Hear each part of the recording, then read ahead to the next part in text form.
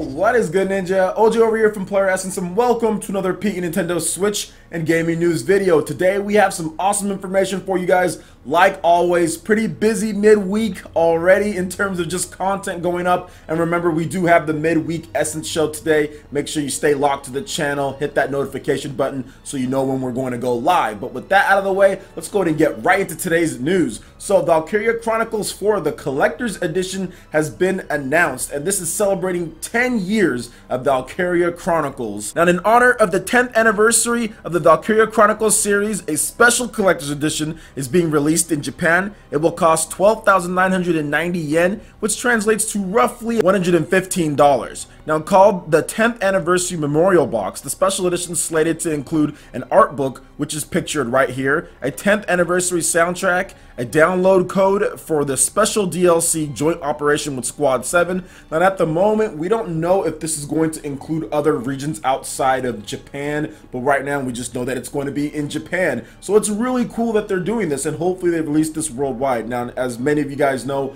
I'm a huge Valkyria Chronicles fan. I played the original back a while ago at this point. I know I didn't play it right at launch, but I played it a little bit afterwards. It was a lot of fun to go through in that game. I actually have the PC version that I purchased, and then I also have a review code for the PS4 version of the original Valkyria Chronicles. Now, I have played one of the PSP games. I haven't played the one that hasn't been localized in terms of that, but there's like a fans translation patch or something like that. But either way, the Valkyria Chronicles games are really good outside of Valkyria Revolution. That game is horrible. Like, that game is like, just stay away from that game. But all the other ones are really good, and I'm excited for Valkyria Chronicles 4 to come to Nintendo Switch. Now, what we do know is that the Nintendo Switch version will be a little bit later, probably launching simultaneously with the Western release in terms of worldwide. Now, the Japanese version of this game will be launching in March in terms of this year already. 2018 is already here, guys. I was just about to say next year because I've been talking so much about Valkyria Revolution in terms of last year, so I'm always saying next year, but it's already this year that the game will be launching. It's going to be this March, so it's gearing up for its launch in Japan on the PlayStation 4 only, and then the rest of the world will get the game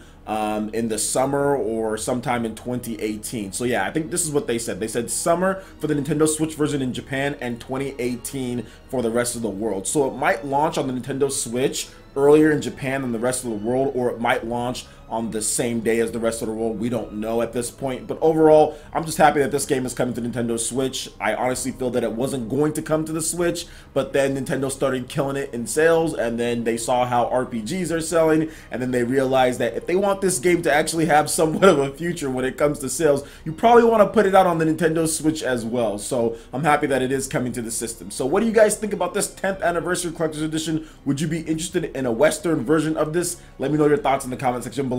Alright, and moving into the next article here, we have some details on the Phantasy Star Online 2 Cloud Edition for the Nintendo Switch. This basically goes over some of the functions, how it's going to look, crossplay, all that stuff. So there is some more information shared, so let's get into the bullet points here. There will be some input lag to take into account as to be expected with a cloud-based service. The graphics quality will be equivalent to settings of 5 or 6 in the PC version of the game.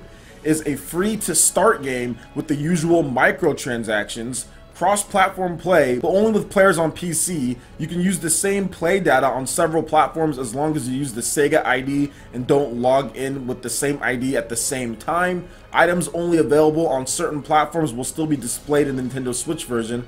With that said, you will not be able to acquire them unless you play on that platform. So apparently this game has exclusive items to PC, or exclusive items to PS Vita, or exclusive items to PS4, but you'll be able to see them, but you won't be able to get them since they're not on that platform. And that's interesting, but I think that they're just talking about PlayStation, because since there's cross-platform with PC only, I would guess that you'd get all the stuff that PC gets. I don't think there'd be anything exclusive there, so maybe they're talking about PlayStation exclusive stuff on there, but I don't play the game because it's not localized. Apparently there's some fan translation stuff that you can do, but I don't know. I haven't looked into it too much, but it didn't seem like something that I wanted to go through to do to play this game, just because there's so many other games to play out there. But this is the big question when it comes to Phantasy Star Online 2 that people have been asking for years now, and is whether this game is going to be localized. And with the Nintendo Switch version, a cloud-based version that is, it looks like no, probably not, because they're only doing a cloud-based version of the game, and it's just not something that I think Sega is interested in doing at this point. They've heard the fans' cries,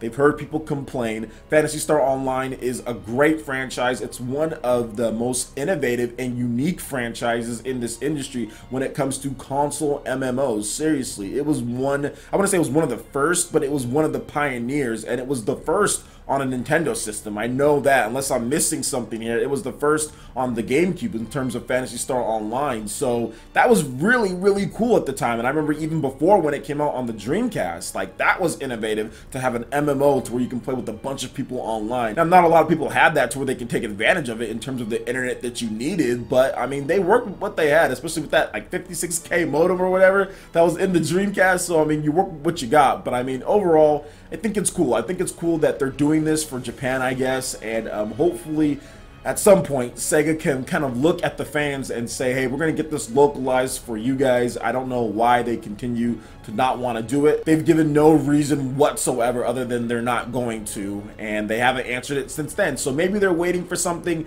Maybe there's some type of big Western reveal that's coming at some point. Maybe one of these companies, Sony or Nintendo, will pick up a publishing deal for it. Who knows at this point. So what do you guys think about Phantasy Star Online 2 Cloud in terms of the details here? I'd love to hear you guys' thoughts in the comment section below. All right, and moving into the last article here, we have an update on the Indivisible campaign. Now, the crowdfunding has officially closed, and we have some good news, Ninja, especially since this game is coming to Nintendo Switch alongside a variety of other platforms. So here's what the official Indivisible website had to say in terms of the crowdfunding closing. Hello, backers, and Happy New Year from everyone at Lab Zero Games. As of January 1st, 2018, all pre-orders and crowdfunding have closed, ending with a grand total of $2,216,972 raised. As always, Lab Zero is humbled by your support, and while we fell short of the final stretch goal, please rest assured that every dollar will be used to make Indivisible the best, most polished experience we can deliver.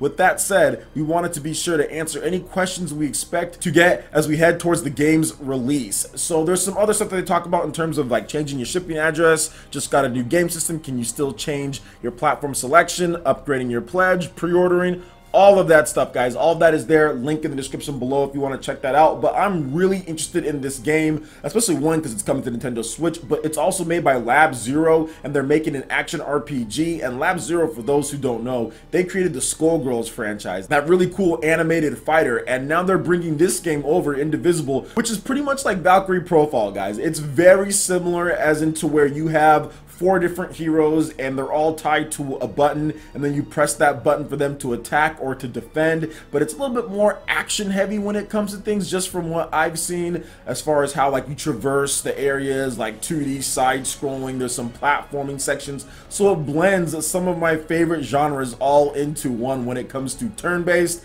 action RPGs, platforming, all put together. And this game is coming to Nintendo Switch. Basically, it wasn't coming, and then they heard an uproar, like seriously, like a monsoon of like people just flooding them with requests. So they decided to add in the Nintendo Switch, and I honestly feel that that is going to be the platform that it does best on, just because having that style of game, and I've played it on PC, guys, and I'm like, yo, this is really dope on PC. It's a lot of fun, but wait until it comes to the Nintendo Switch and having that style of game, being able to play anywhere that you want. I just think that's a dream. And on top of that, having HD Rumble built into the Nintendo Switch, especially with each button, if they actually time it right, or if they program it right, you can have some pretty nice HD Rumble to where it kind of like vibrates based on the button that you press as far as each one there, because you have those individual motors in the Nintendo Switch Pro Controller. So it could be a lot of fun to play that style of game on the Nintendo Switch because of the HD Rumble, on top of you being able to play anywhere that you want. We've already seen a lot of independent developers do this before when it comes to HD Rumble. Some of the best HD Rumble games have been independent games.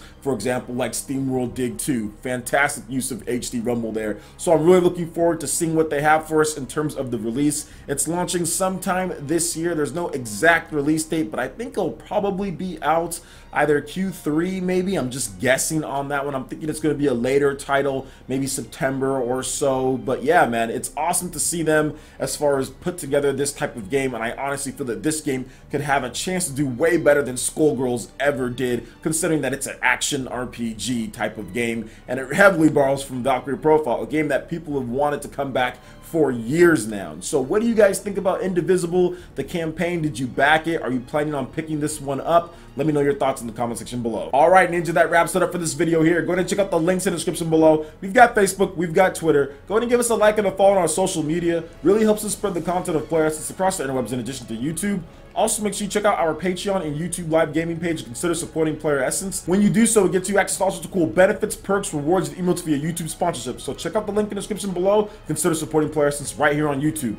Hit that like button if you did like this video. Lets me know you guys want more content like this going forward in the future. And subscribe to Player Essence for the latest RPG, Japanese, and Nintendo gaming news. Thank you so much for watching, and we'll catch you for the next video. Peace.